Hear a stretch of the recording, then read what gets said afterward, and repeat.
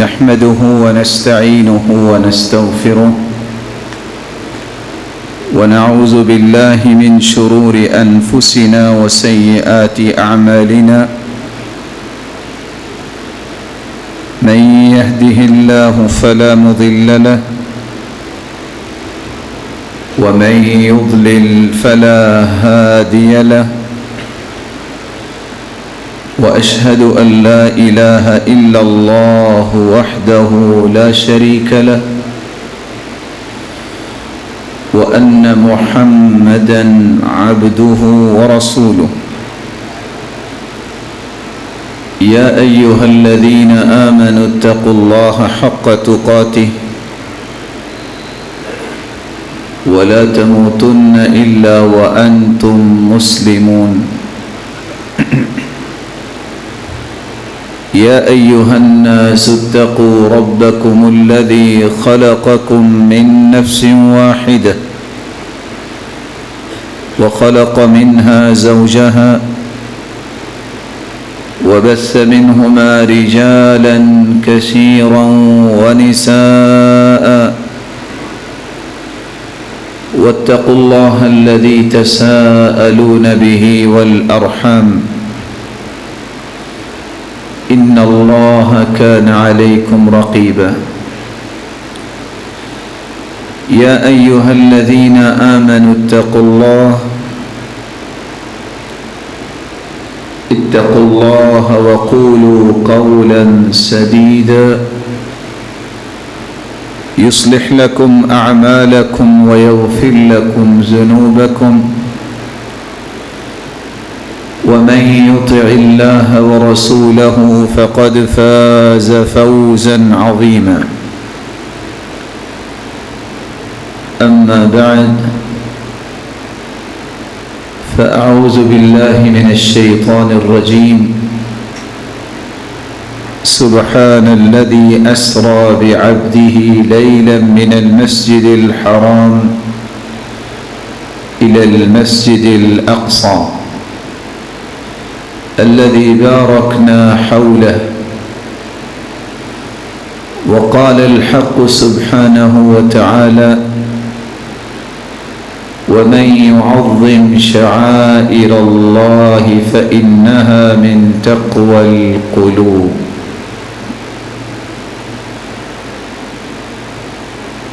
وقال الحق سبحانه وتعالى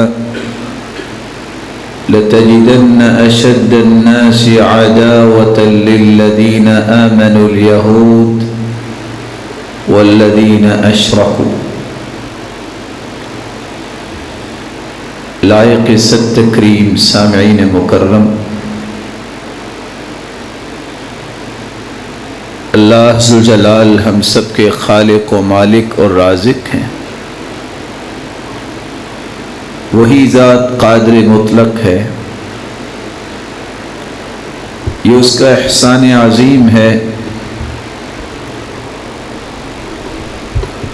کہ اس ہستی نے ہمیں اسلام کی نعمت سے نوازا اور پھر علم و دانش سے محبت نصیب فرمائی۔ انسانیت میں سے ہر وہ شخص جس کے پاس وحی کا علم ہو، جس کے پاس انبیاء و رسل کی محبت ہو، جس کے پاس اللہ ذوالجلال کے شعائر کی محبت ہو، یہی وہ شخص ہے جس نے اپنے سینے کو اسلام کی نعمت سے سرفراز کیا ہے،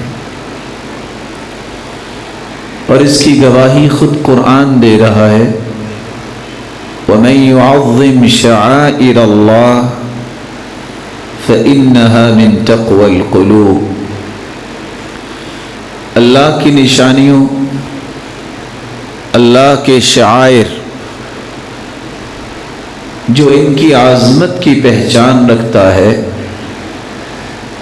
اور جو ان کی تعظیم میں فرق نہیں آنے دیتا، یہی وہ دل ہیں جن دلوں کے بارے میں یہ گواہی دی جا سکتی ہے کہ یہ تقوی والے دل ہیں. ایسے دلوں میں ہی اللہ کا خوف ہے،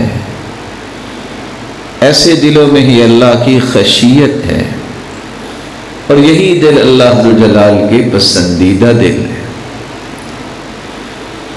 اللہ کی شعائر اور نشانیوں میں سب سے بڑی نشانی بیت اللہ ہے.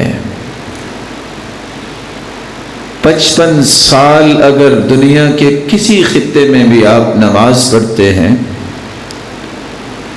ایک نماز با جماعت بیت اللہ میں پڑھ لی جائے تو 55 سال کی نمازوں سے افضل اجر و ثواب کا مستحق قرار پاتا ہے. 1000 نماز سے زائد نمازوں کا ثواب ایک نماز اگر مسجد نبوی میں پڑھ لی جائے تو اس کا اجر ملتا ہے.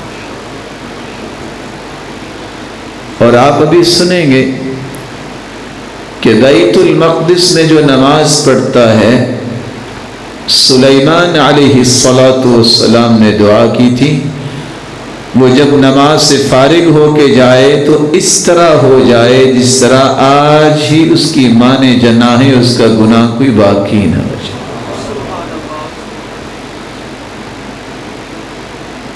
مسجد قباء کے بارے میں اللہ ذوالجلال نے یہ فیصلہ سنوایا اپنے پیغمبر کے ذریعے.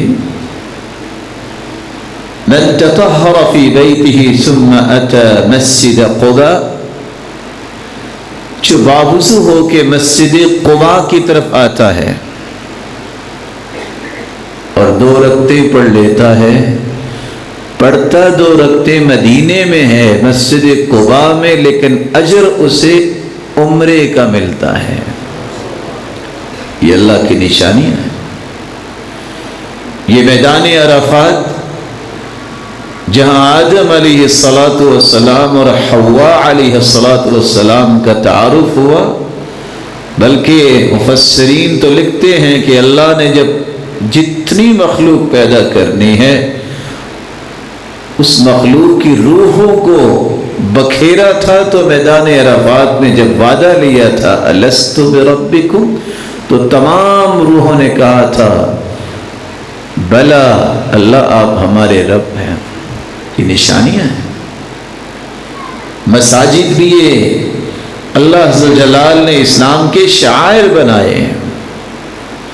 اہل علم علماء یہ اسلام کی عظمت کو باقی رکھنے کے لیے جنہوں نے زندگیاں وقف کی ہیں، صالح اور نیک اور پارسا لوگ، یہ اللہ کی نشانیاں ہیں. اللہ تعالی ہمیں ان کی قدر کرنے کی توفیق عطا فرمائے. آج کے خطبے میں جس شعیرہ کی بات کرنے جا رہا ہوں اس کو بیت المقدس کہا جاتا ہے. فلسطین اور شام کا یہ علاقہ، اسلام میں اس کی کتنی عظمت ہے، اور رسول اکرم صلی اللہ علیہ وسلم نے اس کے بارے میں کیا کچھ فرمایا ہے، اور امت مسلمہ اس وقت کس پریشانی کا شکار ہونے کے باوجود بھی سستی اور غفلت کی نیند سو رہی ہے اور بزدلی دکھا رہی ہے. اور مجھے اور آپ کو ایسے ماحول میں ذمہ داری کیا ادا کرنی چاہیے، یہی چند نکات ہیں جس پہ آج ہم گفتگو کریں. شام کا علاقہ، فلسطین کا علاقہ جس میں بیت المقدس ہے، یہ اس قدر عظیم جگہ ہے کہ جس جگہ میں اللہ نے بہت سارے انبیاء کو مبعوث فرمایا، بلکہ کتنے انبیاء نے اس جگہ کو اپنا مسکن بنایا. ابراہیم علیہ السلام اسحاق علیہ الصلاۃ والسلام، یعقوب علیہ الصلاۃ والسلام، موسیٰ علیہ الصلاۃ والسلام، یوشع علیہ الصلاۃ والسلام، بلکہ سلیمان علیہ الصلاۃ والسلام، کتنے انبیاء نے تو اس جگہ کی طرف ہجرت کی ہے، جو بھی آپ دلائل سے سنیں گے۔ اس سے بڑی عظمت کی بات کیا ہو سکتی ہے؟ یہ وہ واحد جگہ ہے جہاں 1,24,000 پیغمبروں کا اجتماع ہوا تو اسی جگہ پہ ہوا۔ یہ وہ واحد جگہ ہے جس کے بارے میں اللہ کے رسول صلی اللہ علیہ وسلم کا فرمان ہے صحیح مسلم میں، فحانت الصلاۃ فأممتهم، یہ پہلی جگہ ہے بیت المقدس، نماز کا وقت ہو گیا، میں نے تمام انبیاء کی امامت کروائی تو اسی جگہ کروائی تھی۔ یہ وہی جگہ ہے جب اللہ ذوالجلال نے اپنے پیغمبر کو معراج کی سیر کروانی تھی، جب معراج کروانا چاہی تو مکہ سے پہلے بیت المقدس لایا گیا۔ روایت بتلاتی ہے گدھے سے بڑی اور گھوڑے سے چھوٹی ایک سواری لائی گئی سفید رنگ کی، جس کو براق کہتے ہیں۔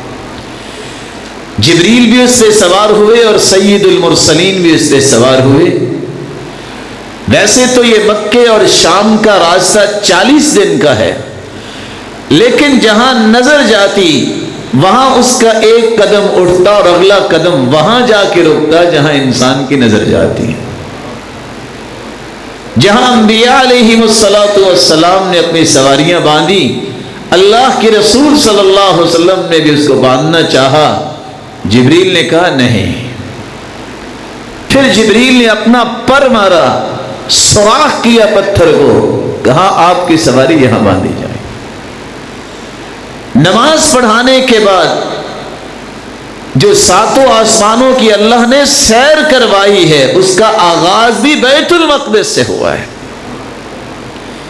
یہاں یہ بات سمجھنا ضروری ہے، جو انبیاء کا مسکن ہو، جو انبیاء کا مہاجر ہو، جہاں انبیاء نے جس کی طرف ہجرت کی ہو، یہ مصر النبی ہے جہاں اللہ کے رسول کے اسراء کا آغاز ہوا۔ کیا انبیاء کی جگہ کا وارث انبیاء کا قاتل بن سکتا ہے؟ کتابوں میں تحریف کرنے والے حرام خور اور سود خور اس کے وارث بن سکتے ہیں؟ ایسا نہیں ہو سکتا۔ انبیاء کے وارث ہوتے ہیں تو وہ جو انبیاء کی تعلیمات کو مانتے ہیں، اور انبیاء کے وارث وہ ہیں جن کو اللہ کے رسول نے بھی فرمایا ان العلماء ورثۃ الانبیاء، علماء انبیاء کے وارث ہیں۔ اور کیسی وراثت ہے یہ؟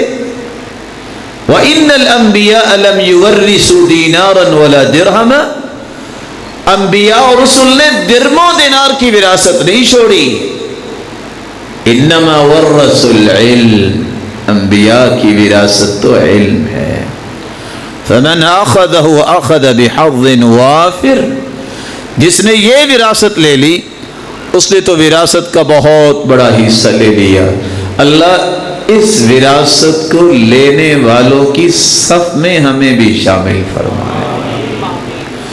رسول اللہ صلی اللہ علیہ وآلہ وسلم نے فرمایا، ابو ذر رضی اللہ تعالی عنہ فرماتے ہیں کہ سید المرسلین نے فرمایا، جب میں نے سوال کیا کہ روئے زمین پہ سب سے پہلی مسجد کون سی بنائی گئی، تو رسول اللہ صلی اللہ علیہ وسلم نے فرمایا المسجد الحرام، بیت اللہ سب سے پہلے روئے زمین پہ اللہ کا گھر بنایا گیا۔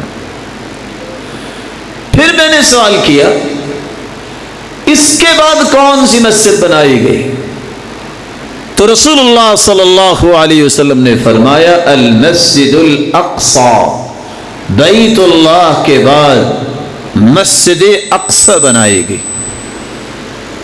سیدنا ابو ذر رضی اللہ تعالیٰ عنہ فرماتے ہیں، صحیح بخاری کی روایت ہے، میں نے پوچھا کہ اس پہلی مسجد اور دوسری مسجد کے درمیان کتنا وقت تھا؟ فرمایا 40 سال کا۔ ابراہیم علیہ السلام نے بیت اللہ کی تعمیر کی، لیکن اس سے پہلے سیدنا آدم علیہ السلام نے اس کو بنایا، جیسا کہ امام ابن حجر اسقلانی صحیح بخاری کی شرح میں لکھتے ہیں۔ اور پھر 40 سال کے بعد المسجد الاقصی بیت المقدس کو تعمیر کیا۔ سیدنا داؤد علیہ السلام اور سیدنا سلیمان علیہ السلام نے تو دوبارہ سے اس کی تعمیر کی تھی، جس کی تعمیر سیدنا آدم علیہ السلام نے کی ہے۔ وہاں ایک اور بات بھی، ایک اور معمہ بھی حل ہو جاتا ہے۔ یہودیوں کا یہ کہنا کہ یہاں ہیکل سلیمانی بننا چاہیے کہ سلیمان علیہ السلام نے اس کو تعمیر کیا، یہ معمہ بھی پاش پاش ہو جاتا ہے۔ حقائق کے تناظر میں اور علمی دنیا میں اس معمے کی کوئی حیثیت نہیں ہے، اور چونکہ یہ 5 صفات یہودیوں کی ہے، یہ کبھی سچ نہیں بولتے، جھوٹے ہیں، یہ حرام خور ہیں، دھوکے باز ہیں، اور انبیاء کے قاتل ہیں، ظلم کرنے والے ہیں۔ یہ 5 صفات ان کی کبھی ختم نہیں ہوئی، اور آج بھی ان 5 صفات کو لے کے ہی دنیا کو یہ چکمہ دے رہے ہیں۔ اللہ ان کی دشمنی سے امت اسلامیہ کو محفوظ فرمائے۔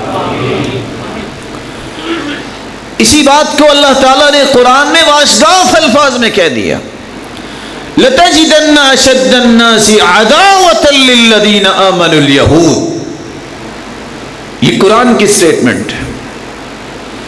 یہودی ایک مسلمان ہوتا ہے تو یہ آیت پڑھ کے مسلمان ہوتا ہے، کہتے ہیں قرآن سچ کہتا ہے۔ 1400 سال کی تاریخ بتاتی ہے کسی ایک سال بھی یہودیوں نے مسلمانوں سے نفرت اور دشمنی ختم نہیں کی، دھوکہ دیا ہے۔ اور قرآن کہتا ہے لَتَجِدَنَّ أَشَدَّ النَّاسِ عَدَاوَةً لِلَّذِينَ آمَنُوا الْيَهُودِ، مومنوں کا روئے زمین پر سب سے بڑا دشمن ہے تو وہ یہودی دشمن ہے۔ رسول اکرم صلی اللہ علیہ وآلہ وسلم پر یہ قرآن کی آیت اتری، اور آپ صلی اللہ علیہ وآلہ وسلم نے اپنے زمانے میں بھی اس لیے ان کو مدینے میں نہیں رہنے دیا۔ یہ کبھی شرارت سے باز نہیں آتے، یہ کبھی دھوکے سے باز نہیں آتے، یہ انبیاء کے قاتل جو ہیں کبھی حرام خوری سے باز نہیں آتے۔ کاش ان لوگوں کو بھی سمجھ آ جائے جو سمجھتے ہیں کہ شاید ان سے تعلق بنانے میں کوئی مسئلہ حل ہو جائے گا۔ قرآن نے کہا ہے وَلَن تَرْضَ عَنْكَ الْيَهُودُ وَلَن نَّصَارَى حَتَّى تَتَّبِعَ مِلَّتَهُمْ، جب تک تم یہودی اور عیسائی نہیں بن جاتے کبھی تم سے یہودی اور عیسائی راضی نہیں ہو سکتے۔ یہ اللہ کا فرمان ہے، اس سے بڑی سچائی تو کہیں نہیں ہے۔ اللہ ذوالجلال کے فرامین سچے ہیں، اور اللہ ذوالجلال کے وعدے بھی سچے ہیں۔ اور اللہ ذوالجلال کے وعدے کیا ہیں؟ جو اللہ کے دین کو اختیار کرتا ہے، سچا مومن بنتا ہے، کبھی یہودی اس کا سامنا نہیں کر سکتا، کبھی عیسائی اس کا سامنا نہیں کر سکتا۔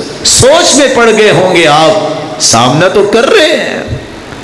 لا يقاتلونكم جميعا الا في قرى محصنة او من وراء جدر بأسهم بينهم شديد تحسبهم جميعا وقلوبهم شتى، قرآن کہتا ہے کبھی تمہارا آمنا سامنا نہیں کر سکتے، یہ بزدل لوگ ہیں، لیکن تم سے لڑائی کیسے کریں گے؟ قلعوں میں بند ہو کر سامنے نہیں آئیں گے، دیواریں کھڑی کر کے۔ اور آج بھی تاریخ کا مطالعہ کیجیے، جب بھی یہودیوں نے مسلمانوں پہ وار کیا ہے سامنا نہیں کر سکے، دیواریں بنائی ہیں، کچھ بکنے والے لوگوں کو خریدا اور ان کو سامنے رکھا اور ان کی بیک پہ خود آئے ہیں اور تب مسلمانوں کا نقصان کیا. ان کی راہوں کو ہموار کرنے والے وہی لوگ ہیں جو بے دین اور منافق لوگ ہیں جنہوں نے ان کی راہوں کو آسان کیا. اللہ ذوالجلال ان سے انتقام لے. رسول اللہ صلی اللہ علیہ وآلہ وسلم پر قرآن نازل ہوتا ہے.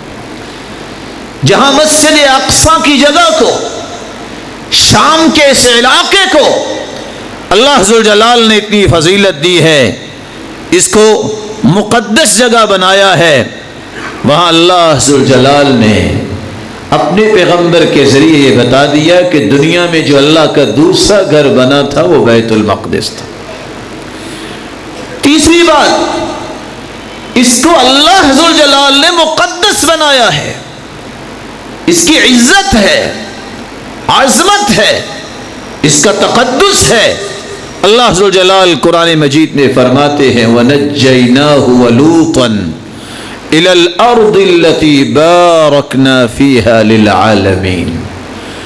لوط علیہ السلام کی قوم کے ساتھ جو ہوا نجات جب دے دی لوط علیہ السلام کو، تو ان کو کہاں بھجوا دیا گیا؟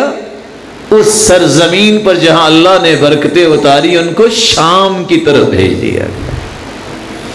اور اللہ ذوالجلال ایک دوسری جگہ فرماتے ہیں موسیٰ علیہ السلام کی بابت یا قوم ادخلوا الارض المقدسة التي كتب اللہ لكم.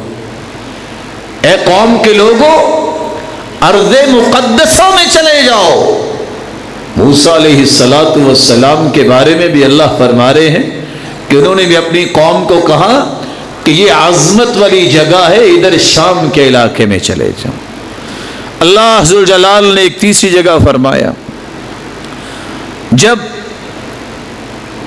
عیسیٰ علیہ السلام کی ولادت ہونے لگی اور مریم علیہ السلام کو اللہ ذوالجلال یہ نعمت دینے لگے، تو وہاں بھی کیا فرمایا؟ إِلَى رَبْوَةٍ ذَاتِ قَرَارٍ وَمَعِينٍ. ایسے بلند ٹیلے پہ بھجوایا جہاں سکون تھا، جہاں چشمہ بھی تھا. امام ابن کثیر رحمت اللہ علیہ فرماتے ہیں یہ وہی جگہ ہے جس کو آج بیت المقدس اور شام کا علاقہ ہے. تو یہاں عیسیٰ علیہ السلام کی ولادت بھی یہاں ہوئی، اور ایک وقت آئے گا عیسیٰ علیہ السلام یہاں ہی اتریں گے اور شام کے علاقے میں اتریں گے. انبیاء علیہ السلام کا یہ مسکن، یہ مولد اور انبیاء علیہ السلام کی پسندیدہ جگہ، یہ انبیاء کے وارثوں کے ہی حق ہو سکتی ہے. اللہ ذوالجلال نے بلکہ اس کی قسم بھی اٹھائی والتین والزیتون وطور سینین. جہاں انجیر کی قسم اٹھائی ہے، جہاں انجیر ہوتی ہے اس کی جگہ کی قسم ہے. والزیتون، زیتون کی قسم ہے، جہاں زیتون ہوتا ہے اس جگہ کی قسم ہے. امام ابن کثیر کہتے ہیں اس سے مراد بھی یہ ہے کہ اللہ مسجد اقصی بیت القدس کی قسم اٹھا رہے ہیں. وَهَذَا الْبَلَدِ الْأَمِينَ، جس طرح مکہ معظمہ کی قسم اٹھا رہے ہیں. رسول اللہ صلی اللہ علیہ وآلہ وسلم جب مبعوث ہوئے تو مسلمانوں نے 16 سے 17 ماہ اگر نماز پڑھی ہے تو بیت المقدس کی طرف منہ کر کے ہی نماز پڑھی. صحیح بخاری کی روایت ہے جب 16 اور 17 ماہ کے بعد اللہ تعالیٰ کے حکم سے اور آپ صلی اللہ علیہ وسلم کی التجاؤں سے بیت المقدس کی طرف جب نماز پڑھتے تو یہودی کہتے لو نمازیں ہمارے قبلے کی طرف منہ کر کے پڑھتے ہیں اور ہماری مخالفت کرتے ہیں. قد نرى تقلب وجهك في السماء فلنولينك قبلة ترضاها فول وجهك شطر المسجد الحرام. اللہ ذوالجلال فرماتے ہیں میرے محبوب تیرا بار بار چہرہ انور آسمانوں کی طرف جو اٹھتا ہے ہم جانتے ہیں، ہم نے اسی وجہ سے اب قبلہ چینج کر دیا ہے، اب تم بیت اللہ کی طرف چہرہ مبارک کر کے نماز پڑھو۔ کچھ لوگوں کو یہ تعجب ہوا کہ جو 16-17 ماہ نمازیں ہوئی ہیں ان کا کیا بنے گا، اور خصوصاً جب وہ لوگ اس 16-17 ماہ میں اللہ کے پاس چلے گئے، انہوں نے تو نیا قبلہ جو ہے اس کی طرف منہ کر کے نماز ہی نہیں پڑھی، ان کا کیا بنے گا؟ اللہ ذو جلال نے قرآن اتار دیا، اللہ ان کی عبادتوں کو بھی ضائع نہیں کرے گا، کیونکہ وہ اللہ کے حکم کے مطابق ہی نمازیں پڑھ رہے تھے۔ رسول اللہ صلی اللہ علیہ وآلہ وسلم نے اس لیے اس جگہ کے بارے میں فرمایا تھا، لا تشد الرحال الا الى 3 مساجد، برکت کے حصول کے لیے، اجر و ثواب کی نیت سے اگر کسی مسجد کی طرف رخت سفر باندھا جا سکتا ہے تو دنیا کی 3 مساجد ہی ہیں، ایک بیت اللہ ہے، ایک مسجد نبوی ہے، اور ایک بیت المقدس ہے، مسجد اقصی ہے۔ تو رسول اللہ صلی اللہ علیہ وآلہ وسلم نے تقرب الہی کے لیے اور برکت اور اجر و ثواب کے لیے خاص طور پر رخت سفر باندھنے کی جو اجازت دی ہے وہ ان 3 مساجد کے لیے۔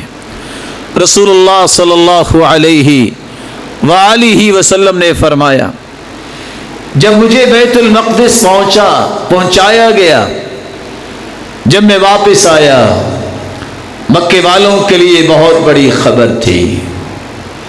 اللہ ذوالجلال نے وہاں بھی میری کیسی مدد کی۔ وہ سوال کرتے تھے کہ آپ مسجد اقصی میں گئے، اچھا بتاؤ اس کے دروازے کتنے ہیں؟ میرے مالک نے مجھے وہاں بھی چھوڑا نہیں، مسجد اقصی کو میرے سامنے لا کے کھڑا کر دیا، میں گنتا جاتا اور ان کو بتاتا جاتا تھا۔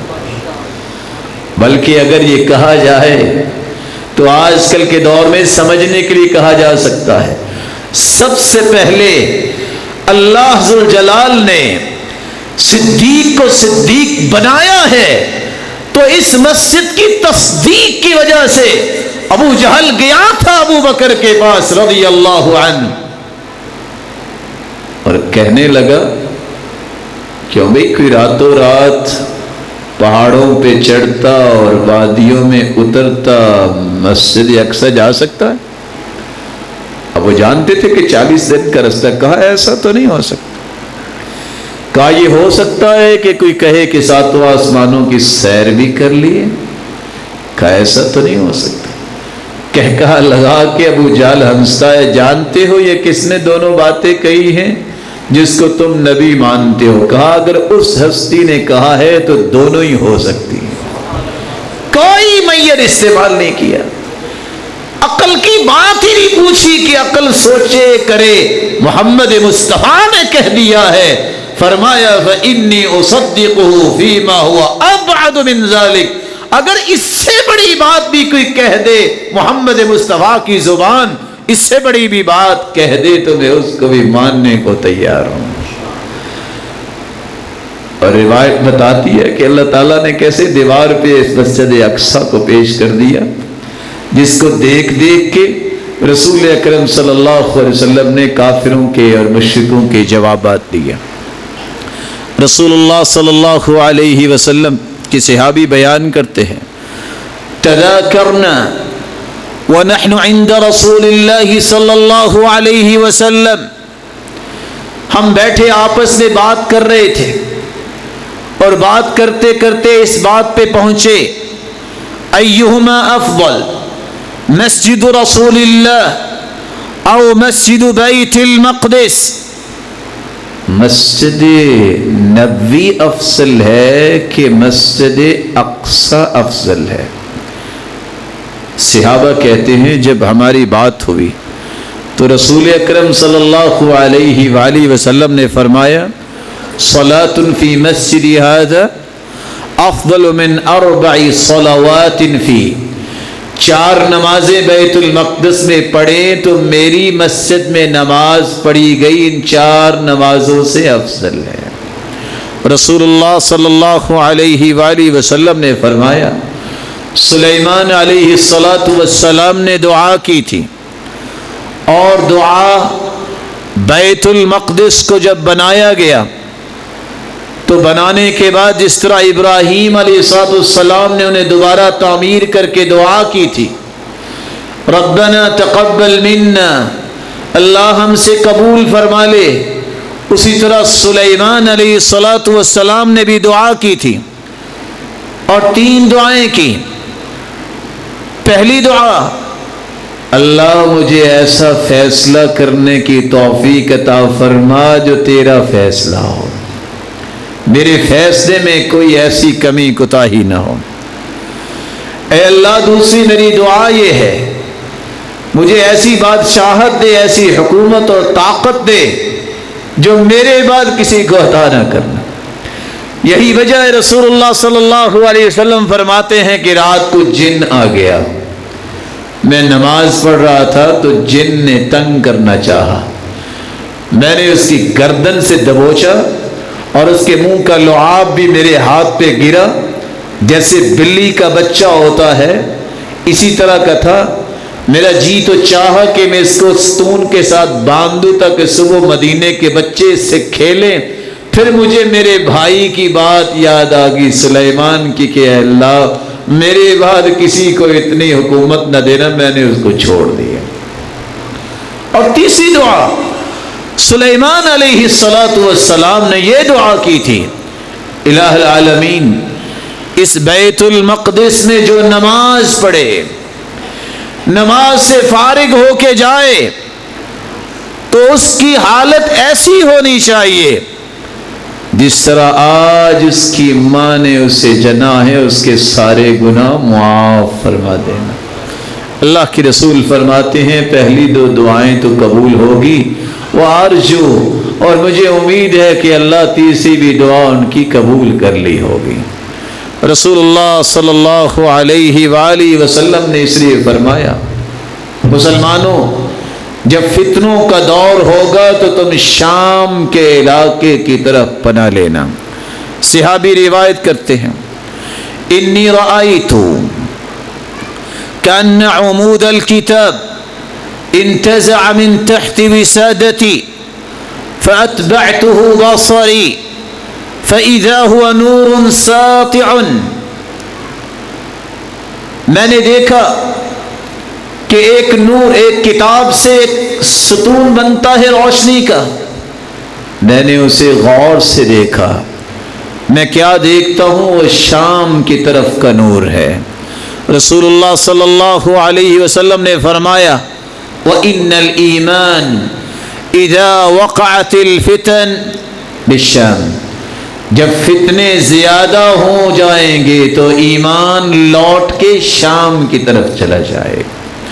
رسول اللہ صلی اللہ علیہ وآلہ وسلم کے صحابی زید رضی اللہ تعالیٰ عنہ ایک اور بات فرماتے ہیں، کہتے ہیں میں کاغذات کو اکٹھا کر رہا تھا جب میں قرآن لکھتا تھا جو اس وقت میسر تھے۔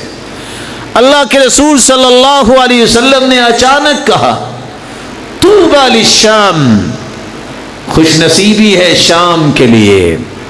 فقلنا لأی ذلک یا رسول اللہ، اللہ کے رسول شام اور شام کے لوگوں کے لیے سعادت مندی کیسے ہے؟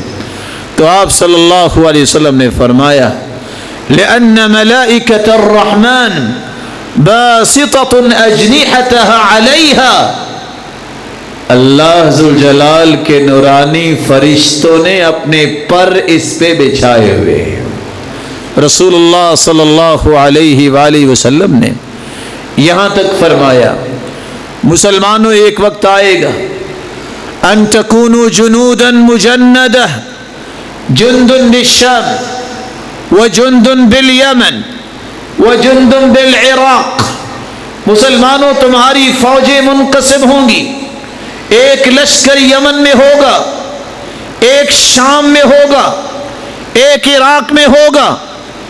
صحابی نے سوال کر دیا اللہ کے رسول ہم کس لشکر میں جائیں اگر ہم وہاں ہوں تو؟ فرمایا علیک بالشام، تم شام کے لشکر میں شامل ہونا، فإنها خيرة الله من أرضه، سب سے بہترین جگہ اللہ نے اس جگہ کو بنایا ہے. یجتبی الیہا خیرته من عبادی، اس جگہ کی طرف جائیں گے بھی وہ لوگ جو اس وقت کائنات کے بہترین لوگ ہوں گے. رسول اللہ صلی اللہ علیہ وآلہ وسلم نے اس حدیث کے اندر بھی اس بات کا اشارہ کر دیا. جب فتنے بڑھ جائیں گے تو شام کی طرف جانے کی رغبت اور ترغیب بھی مسلمانوں کو دلا دے. رسول اللہ صلی اللہ علیہ وسلم نے اس جگہ کے بارے میں ایک اور بات بھی فرمائی. فرمایا دجال آئے گا، ما من ارض الا سيطأه، کائنات کے چپے چپے پہ دجال جائے گا، لیکن اگر دجال داخل نہیں ہو سکے گا نہ وہ مسجد حرام میں داخل ہو سکے گا، نہ وہ مسجد اقصی میں داخل ہو سکے گا، نہ وہ طور کا جو پہاڑ ہے وہاں جا سکے گا، اور نہ ہی وہ مدینہ میں داخل ہو سکے گا. رسول اللہ صلی اللہ علیہ وآلہ وسلم نے فرمایا تھا ایک وقت آنے والا ہے اور آج وہ نظر آ رہا ہے. یوشک اہل العراق اللہ یجبا الیہم قفیز ولا درہم، ایک وقت آئے گا عراق کی یہ کیفیت ہوگی، وہاں کوئی پیمانہ نہیں ہوگا، کوئی درم و دینار نہیں ہوگا، قسم برسی کے حالات وہاں آئیں گے.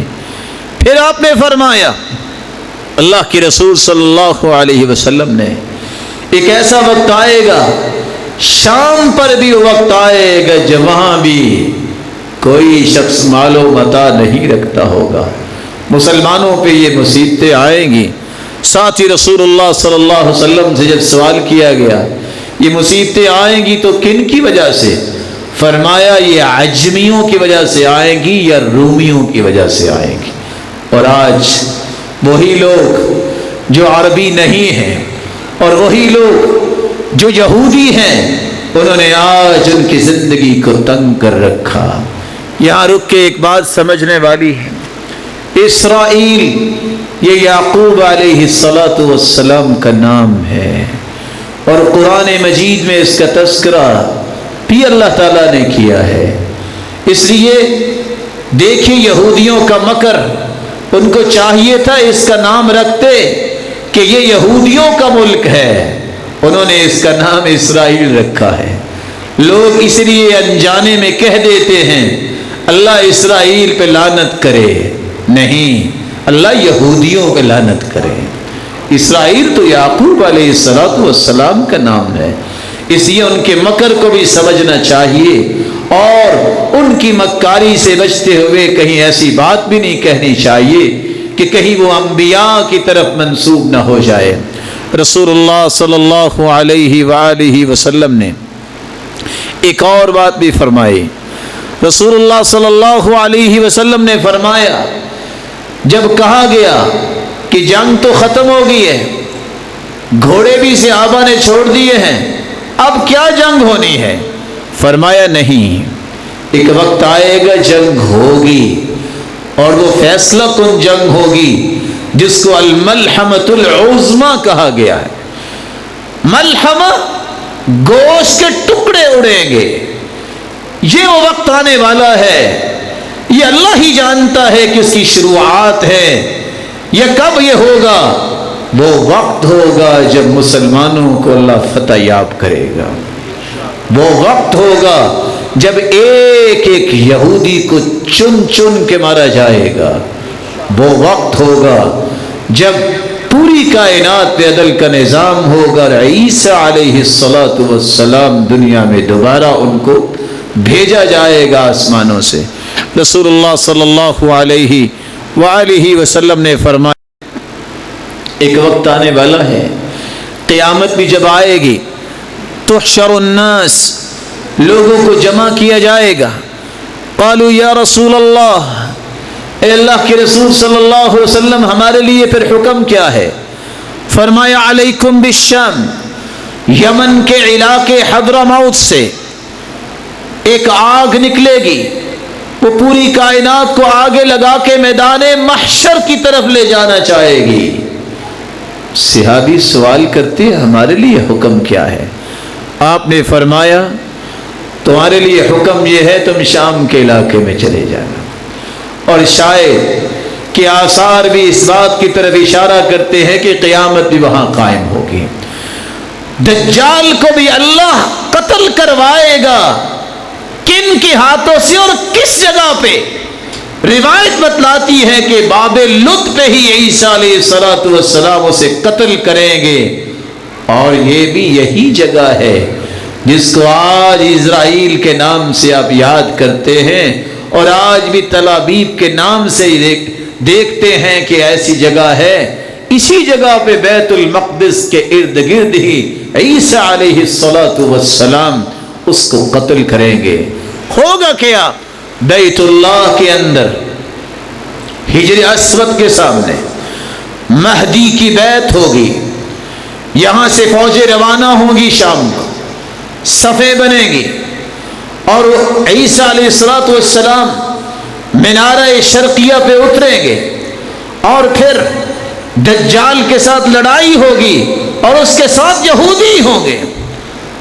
حالت یہ ہوگی کہ کوئی پتھر اور درخت ایسا نہیں ہوگا جو یہ نہیں کہے گا تعال یا مسلم، تعال یا مسلم وراء الیہودی فاقتلہ، میرے پیچھے یہودی چھپا ہوا ہے، اس کو تم قتل کرو، آ جاؤ، یہ میرے پیچھے چھپا ہوا ہے۔ رسول اکرم صلی اللہ علیہ وسلم نے فرمایا الا الغرقد، سوائے غرقد کے درخت کے ہر درخت بولے گا۔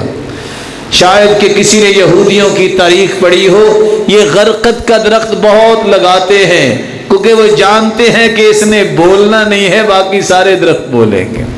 رسول اللہ صلی اللہ علیہ وآلہ وسلم یہاں تک امت کو سمجھا گئے یاجوج ماجوج کی قوم کو بھی مارا جائے گا تو اسی جگہ، جب وہ جگہ جگہ سے نقصان کرتے کرتے آئیں گے، یہاں آ کے کہیں گے آسمان کی طرف بھی جو مخلوق رہتی آج اس کا بھی ہم نے کام تمام کرنا ہے، دنیا میں تو فارغ ہو گئے۔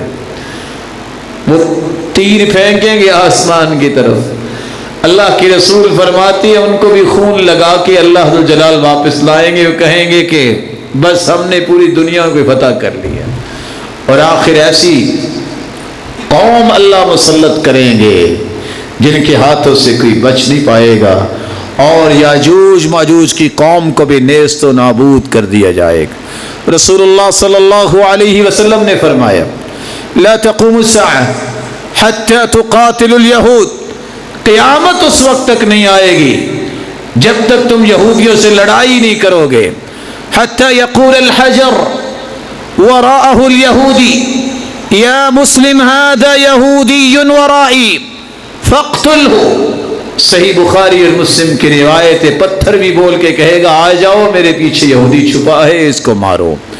رسول اللہ صلی اللہ علیہ وآلہ وسلم کے فرامین کی روشنی میں مسلمانوں آپ کو یاد ہونا چاہیے، یہ بیت المقدس جو قبلہ اول ہے، 15 ہجری کو سیدنا عمر رضی اللہ تعالی عنہ نے اپنی خلافت میں اسے فتح کیا، اور سیدنا عمر رضی اللہ تعالی عنہ نے جب عیسائیوں سے چھڑایا تو عیسائی مجبور ہوئے، خود چابی پیش کی، کہنے لگے کہ آؤ کنیسے کے اندر ہم سے چابی لو۔ سیدنا عمر نے فرمایا جو مدینہ سے چل کے یہاں آ سکتا ہے وہ تمہاری گردنوں پہ بھی اپنا پاؤں رکھ سکتا ہے، یہاں لا کے مجھے چابی دو، میں تمہارے کنیسے میں نہیں جاؤں گا، وہاں اللہ ذوالجلال کے ساتھ جو شرک کیا جاتا ہے میں اس جگہ نہیں جا سکتا۔ سیدنا عمر رضی اللہ تعالی عنہ کا اسی جگہ پہ استقبال کیا گیا، اور سیدنا عمر رضی اللہ تعالی عنہ یا ایک نہیں 4 بار تشریف لے گئے۔ پھر آہستہ آہستہ ایک وقت آیا 11ویں صدی کے آخر سے لے کے 13ویں صدی کے آخر تک مسلمانوں کی حالت جب ایمانی طور پر کمزور ہوئی، دوبارہ صلیبی جنگوں کے ذریعے عیسائیوں نے اس کو قبضے میں لے لیا، اور آخر ایک مرد مجاہد پھر اٹھا جس کو صلاح الدین ایوبی کہتے ہیں، جس نے دوبارہ اس کو مسلمانوں کے مساجد میں شامل کیا اور فتح کیا۔ 762 سال تک مسلمانوں کے پھر یہ قبضے میں ہی رہا، اور مسلمانوں کا سب سے بڑا امتیاز یہ تھا کہ جب یہ فتح ہوئی، صلاح الدین ایوبی نے فتح کیا تو کسی کو پھر قتل نہیں کیا۔ نہ مثال ایسی مل سکتی ہے نہ کوئی دے سکتا ہے۔ اور آج دوبارہ سے مسلمانوں کی حالت جب سے کمزور ہوئی، امریکہ، برطانیہ اور اس کے ہم نواؤں نے آئین مسلمانوں کے درمیان ایک سلطنت قائم کرنے کا ارادہ 48 میں کیا۔ اور شاید کہ کسی کو یاد ہو، جب ہٹلر نے یہودیوں کو مارا تھا، جرمن سے نکالا تھا، تو اس نے کہا میں نے 90% تو مار دیے لیکن 10% چھوڑ بھی دیے، تاکہ کل کوئی یاد کرے گا کہ میں نے ان کو مارا کیوں تھا۔ ان کا دھوکہ، ان کی غداری اور ان کی شرارتوں کی وجہ سے آج میں ان کو مار رہا ہوں۔ میں نے 10% چھوڑے اس لیے ہیں کہ دنیا یاد کرے گی کہ میں نے یہ کام کیوں کیا۔ جب یہ وہاں سے آئے تھے، اور ان کے الفاظ آج بھی تاریخ لکھ رہی ہے کہ انہوں نے آ کے کہا تھا کہ ہٹلر نے تو ہمیں کچل دیا، ہمارے خاندانوں کو کچل دیا، فلسطینیوں تم ہماری امیدیں نہ کچلنا، ہمیں جگہ دے دو، ہم آپ کے ساتھ رہنا چاہتے ہیں۔ اور آج انہیں فلسطینیوں کی اس نیکی کو جنہوں نے جگہ دی، نتیجتاً وہ برائی بن کے سامنے آئی۔ آج انہیں کو ذبح کرنے پر، اور آج ان کو ذبح کرنے کے ساتھ ساتھ اصل بات بیت المقدس کے تقدس کو پامال کرنے کے لیے کیا کچھ ہو رہا ہے۔ اللہ ذوالجلال اس کو دوبارہ سے آزاد فرمائے اور وہاں مسلمانوں کو نماز پڑھنے کی توفیق عطا فرمائے۔ رسول اکرم صلی اللہ علیہ وآلہ وسلم کے فرامین کو اور قرآنی آیات کو بیان کرنے کا صرف مقصد ہے تو اس کے 3 زاویے ہیں۔ ہر مسلمان کو یہ بات یاد رہنی چاہیے، یہ قبلہ اول ہے۔ ہم کسی جگہ کے لیے نہیں، ہم کسی جماعت کے لیے نہیں کہتے، ہم کہتے ہیں یہ قبلہ اول ہے، یہ ہر مسلمان کا مسئلہ ہے۔ دوسری حدیثیں اس لیے سنائی گئی، یہ اپنے بچوں تک منتقل کریں، یہ وہ جگہ ہے جو انبیاء کا مسکن تھا، مولد تھا، مہاجر تھا، مسرن نبی تھا۔ اللہ کے رسول کے اسراء کا آغاز بھی یہاں سے ہوا، اس کا یہودیوں سے تعلق نہیں ہے۔ اللہ کے رسول صلی اللہ علیہ وسلم کے فرامین سنانے کا تیسرا اور آخری مقصد یہ ہے کہ جب فتنے ہوں گے تو فتنوں میں بھی اللہ کے رسول نے رغبت دلائی، اس جگہ کو اختیار کرو۔